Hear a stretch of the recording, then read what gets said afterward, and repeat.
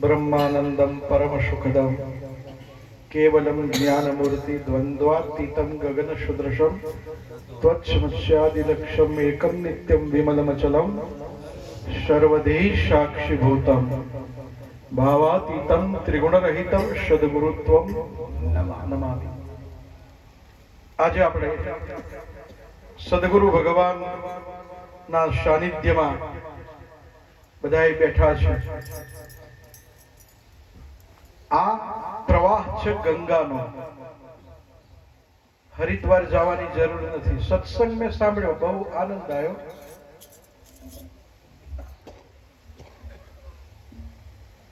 સચ્ચિદાનંદ રૂપાય વિશ્વોત્પત્યાદિ હેતવે તાપત્રય વિનાશાય। સચ્ચિદાનંદ સ્વરૂપ એવું છે, ત્રણ પ્રકારના તાપમાંથી મુક્તિ અપાવનાર સદગુરુ। આપણે બધા જે બોલીએ છીએ, આ મને અમુક ફણગા ફૂટે છે ને, જે મારે વાત કરવી છે એના બદલે બીજું આવે। સદગુરુ દેવ એમ બોલીએ છીએ, પણ ખરેખર બોલાય સદગુરુ ભગવાન કી જય।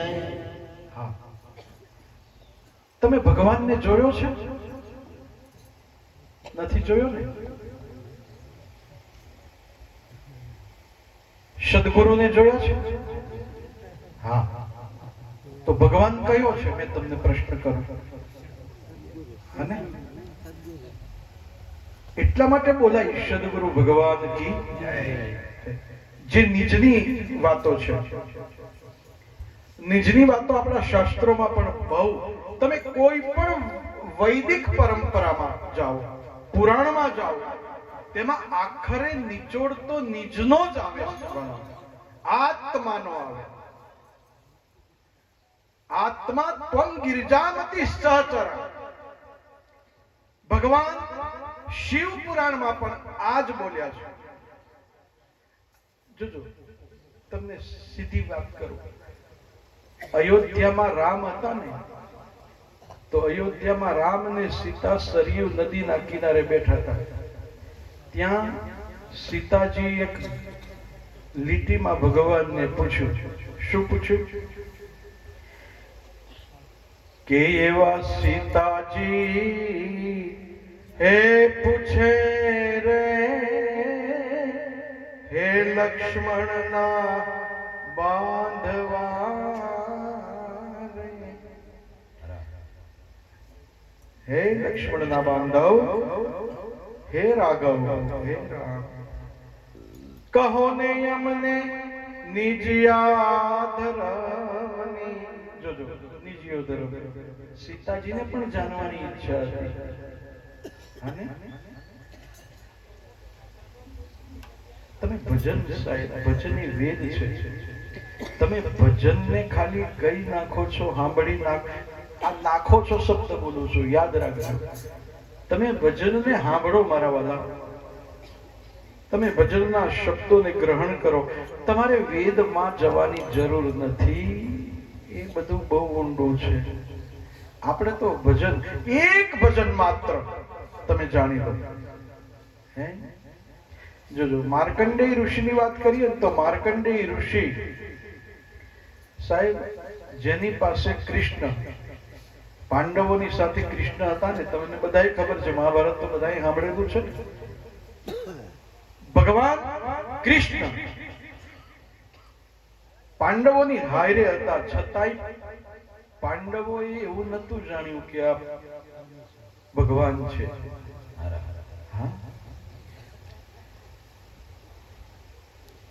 તો ધર્મરાજાને ને અર્જુનને પણ એવી ઈચ્છા થઈ કે મારે નિજ ધર્મ એટલે શું, આત્માનો ધર્મ શું? હા, ધર્મરાજાને નથી ખબર। આ તમે માર્કંડેય પુરાણ વાંચો તો ખબર પડે। આ છે ત્યારે માર્કંડેય ઋષિ ને ગુરુ બનાવ્યા ધર્મરાજા પાંડવોએ। અને માર્કંડેય ઋષિ પાસે આવીને પ્રણામ કરીને પૂછે છે, હે ઋષિવર, મને નિજ ધર્મ કોને, આત્માનો, આત્મા શું છે? આત્મા ને પરમાત્માનો ભેદ બતાવો ને. ત્યારે માર્કંડેય ઋષિએ એમ કહ્યું કે એ તમારે જાણવું હોય ને ધર્મ એટલે ધર્મરાજા, તમારે એ જાણવું હોય ને તો તમારું માથું કાપીને ગુરુના ચરણમાં મૂકવું પડે છે. હા હા હા, ગુરુના ચરણમાં મસ્તક કાપીને મૂકો હે ધર્મ, તો તમને નિજ ધર્મની વાત કરું. નહીં તો વાતો ના થાય. આ વાતો કરવાની વસ્તુ નથી મારા બાપ. હવે માથું કાપવાનું આવે ત્યાં તો બધાને તકલીફો ઊભી થાય. એટલે સીધા ગયા માં કુંતા પાસે. માં અને આ માર્કંડેય ઋષિ એમ કીધું જો તારે માથું ન કાપવું હોય તો તારી માને ખબર છે નિજ ધર્મની વાત, જા તું તારી માને પૂછ. એટલે દોડતા દોડતા માના કક્ષમાં ગયા અને માને પૂછે કે માં આ બેટા કેમ આટલો ઉતાવળો કેમ? તો કે માં મારે નિજ ધર્મ જાણવો છે, નિજ ધર્મની વાત જાણવી છે, તું મને બતાય. તો કે બેટા આ વાત તને ક્યાંથી આવી? માં મને તું બતાઈને તું જાણે છે. ત્યારે માં કહે છે કે તારે ગુરુ કરવા પડે. તો કે ગુરુ કરું કોને કરું? તો કે માર્કંડેય મહારાજને, માર્કંડેય ઋષિને. તો કે માર્કંડેય મહારાજ પાસે હું ગયો પણ એ તો મસ્તક કાપીને માંગે છે. તો બેટા જોજો કઈથી કઈ મોકલે છે. બેટા એ તો દ્રૌપદી નહીં ખબર છે નિજ ધર્મની વાત. તો જાણ તારી પત્નીને પૂછ, એને ખબર છે. મને ખબર નથી ને એને ક્યાંથી ખબર હોય? તું પૂછ, છે ખબર. ગયા અને સાહેબ ગયા અને દ્રૌપદીના કક્ષમાં જઈને કેમ વ્યાકુળ કેમ છો? આકુળ વ્યાકુળ તમે આજે લાગો છો, શું છે? તો કે મારે બસ આજે નિજ ધર્મ શું છે જાણવો છે. તો કે તો તમારે ગુરુ કરવા પડે. વાત તો તઈ જ આવે. તો કે ગુરુ કોણ છે એવો મને બતાવીને? તો કે માર્કંડેય ઋષિ. તો કે પણ માર્કંડેય ઋષિ તો મસ્તક કાપવા કહે છે. તો કે સાચું છે, કાપવું પડે. તો કે મસ્તક કાપ્યા પછી હું જીવતો કેમ રહું? જોજો ત્યારે દ્રૌપદી બતાવે કે તમે ગુરુના ચરણમાં જાઓ અને ગુરુના ચરણમાં દંડવત નમસ્કાર કરીને જેવા છો એવા સમર્પિત થઈ જાઓ. એ તમારું મસ્તક એના ચરણમાં મૂકી દો ને એટલે કાપ્યા બરાબર છે. અને સાહેબ એમ કહેવાય કે ધર્મરાજા જાય માર્કંડેય મુનિ પાસે અને માર્કંડેય મુનિના ચરણમાં પડી ગયા. સાહેબ લાકડી પડે એમ અને સમર્પિત થઈ ગયો છે સાહેબ આજ ધર્મને. એમ કે મહારાજ બસ હું જેવો છું એવો, પણ મને નિજ ધર્મનું જ્ઞાન કરાવી દો. હું તમારો છું, બસ હું. પણ જોજો પાછા આ શબ્દ ઉપર વજન આપજો કે આપણે ગુરુના પાસે જઈએ, તમે આવો ને ગુરુ મહારાજ ને કહો હું તમારો છું, ઘેર જઈને તમારા લાલિયાન માન કહો ઉતારો છે. તો આ વાતો ના બને સાહેબ. આ વાતો આ હસવાની વાતો નથી. આ સત્ય વસ્તુ છે કે ગુરુને હારું લગાડવા માટે જ આપણે કહેતા હોય કે ગુરુ મહારાજ તમે મારા નો તમારો. પણ જો સાહેબ ગુરુ પ્રત્યેની નિષ્ઠા રાખી હોય ને અને ગુરુ એમ બતાવે ને કે પૂર્વ દિશા નો આ છે કે ગુરુદેવ તમે હજુ ઊંઘમાંથી ચા નહીં પીધી હોય, આપણે આવું કહેવા વાળા છે એટલે આપણા કામો થતા નથી. સમજી લેજો મારા વાળા. અને ગુરુમાં તો પછી ગૂંચ કાઢે કે આપણા ગુરુદેવ છે પણ ઘણી વખત તો ચા પીધા વગર બેઠા હોય તો કઈ નું કઈ ઠેકાણા વગર તો સમજાવી દે. પણ ગુરુ કે સાહેબ તો સૂર્ય નારાયણ એમ ઉગતો હોય ને તો સૂર્યને પણ એમ ઉગવું પડે મારા બાપ. હા, આ તાકાત છે નિજ ધર્મની, આ તાકાત છે ગુરુ ભક્તિની. પણ બીજું આવે કેવું આવે તે તમને કહું. સત સુર આપો ને ખાલી કે પાંખો આવીને પેલી ઈયળ સાંભળજો લાગી ગઈ ઉડવા. પાંખો આવીને ઈયળ લાગી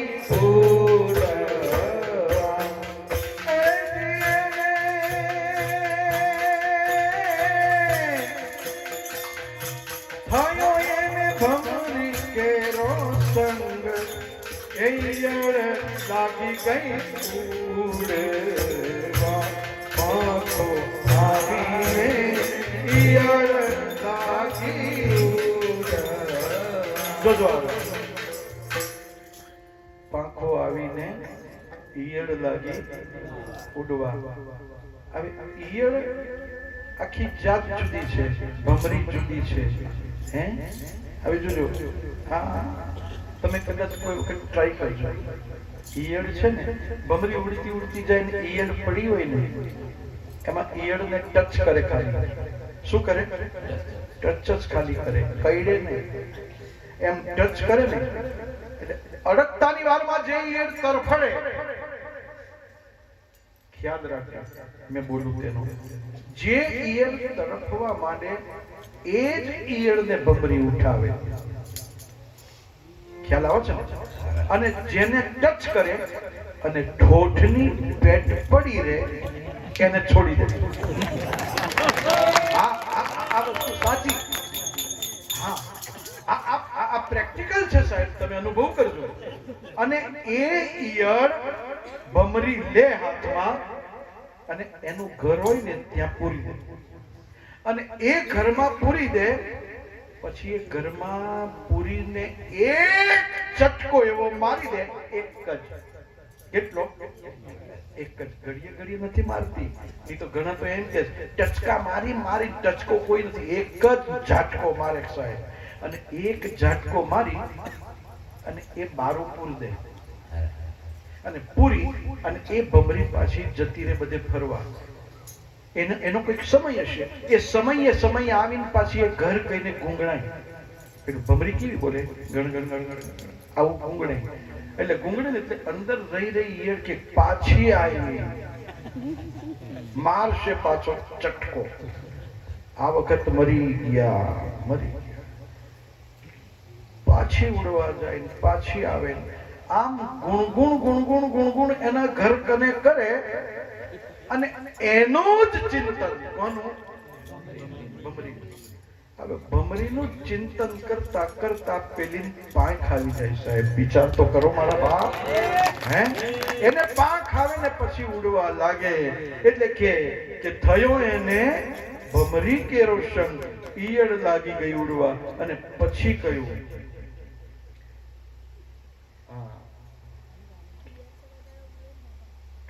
હા, ચંદન નું વૃક્ષ હોય ને, આપણે ચંદન કહીએ ને, ચંદન વૃક્ષના સંગથી ફણીધર થયા મીઠડા. એટલે કે સાપ. ચંદનના સ્પર્શથી ફણીધર શું થઈ ગયા? મીઠા. પણ ઘણા ફણીધરો એવા ને એવા જ રહે છે, મીઠા નથી થતા. હમણાં બાપુએ કીધું કે આપણીમાં કોઈ પઢિયાર નથી થતો. પણ પઢિયાર કઈથી થાય? કેમ નથી થતો તે તમને કહું. ચંદન વૃક્ષ થી સંગથી પેલા ફણીધર થઈ ગયા જો ને મીઠડા. પછી થયો એને ચંદન કેરો સંગ. જોજો, હાપને ઝેર કઈ આવે તમને બધાને ખબર? ટોકે.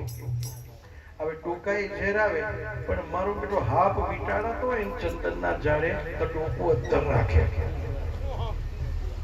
અહીં ચંદન ઘણા હાપો આવે, ઘણા હાપો આવે. ફણીધર, મણીધર, હવે નામ મને ખબર નથી, પણ એવા આવે.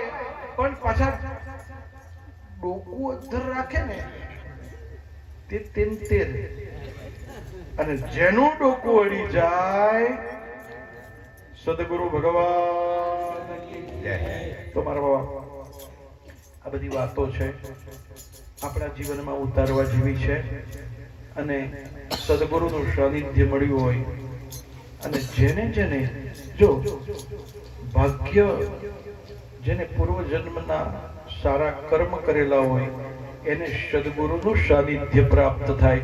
પણ હું તો ફરતો એવું જોઉં છું કે ગુરુ કી માને અરે ગુરુ કી ન માને ગધે કી માને.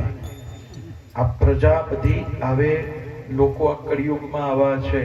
ગુરુ તો કે અહીં મંડપમાં બેઠા હોય તો લગી બરાબર છે, પછી આપણે બહાર જઈએ તો એવાના એવા. પણ મારા બાપ એક વાત તમને કહું, મેં તમને પ્રશ્ન કરું, માણસનો અવતાર હારો કે ભેંસ નો હારો કે પાડાનો હારો? મને કહો.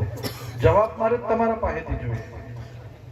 મારે એટલું જ સાંભળવું છે, મનુષ્યનો જન્મ સારો કે ભેંસનો સારો? ચાલો મને કોઈ જવાબ આપો.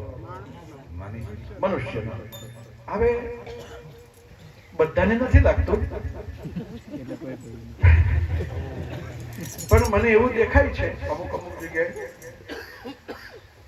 કે ભેંસને તમે એક બંધ ઓરડામાં પૂરી દો, સુંદર લીલો રચકો નાખી દો અને મહી એક આકડાનું પાન નાખી દેજો. આખો રચકો ખાઈ જશે, આકડાનું પાન નહીં ખાય. ટ્રાય કરવો હોય કાલે કરજો. ખ્યાલ આવે? હવે ભેંસને એવી ખબર છે કે આકડાનું પાન ખવાય. હવે કોને નથી ખબર હું ના ખવાય? હે? મનુષ્યને ખબર છે ને, હોવી જોઈએ ને મારા વાત. આપણે એમ કહીએ છીએ કે મનુષ્ય દેવ તો દેવ બરાબર છે, તો દેવને ના ખબર હોય સાહેબ? તો પછી દેવને ના ખબર હોય તો એ દેવ નથી તો કોણ છે? કહેતો નથી. સમજી લેવાનું, બધી વાતો જાહેર ના કરવાની. હા, અને ગોપાલન બાપુએ જે વાતો તમને કરી છે મારા બાપ, એને અમલમાં ઉતારી આ મોઘો દેહ મળ્યો છે, સમય મળ્યો છે અને કળિયુગ છે સાહેબ. અને કળિયુગમાં આયુષ્ય આપણું અલ્પ છે. અલ્પ એટલે થોડું છે. હવે થોડા જીવનમાં આજ મેં અહીંયા આગળ બોલું છું, કાલ મરી જાઉં તો કે બાપુ મરી ગયા, તો કે કાલ તો બોલતો તો સારું બોલતો તો, તો કે તો બોલતો તો ગયો. સમજી લેજો. કોણ જાણી શકે કાળને? સવારે કાલ કેવું થશે કોઈને ખબર નથી. એટલે જે કરવાનું છે ને, સદગુરુનો જે ઉપદેશ છે, જે સત્સંગ છે, એને જીવનમાં વળી લેજો. જો સારું જીવવું હોય તો. અને પાછું એવું ના સમજતા કે કળિયુગમાં આપણે તો મરી જવાનું છે, પછી કઈ જોવો 25 વખત જો આપવું પડશે તમારે મારે. માણસ બની નાવીએ તોય જોવું પડશે, પાડા આખલા બનશું તોય જો. એટલે સત્કર્મ કરી લો. પણ ભગવાન અને મહાપુરુષો એમ કે છે, સંતો એમ કે છે, શાસ્ત્રો એમ કે ગમે તેવો કળિયુગ આવશે, પણ જે પેલો ઘંટીના ખીલડે દાણો વળગી રહ્યો હશે ને એ કોઈ દાડ પીલાય નહીં મારા બાપ, કોઈ દાડ પીલાય નહીં. બસ આટલું કહીને મારી વાણીને વિરામ આપું. જય સચ્ચિદાનંદ. અહીંયાથી મારે હજુ વનમાળા જવું છે, પણ ગોપાલ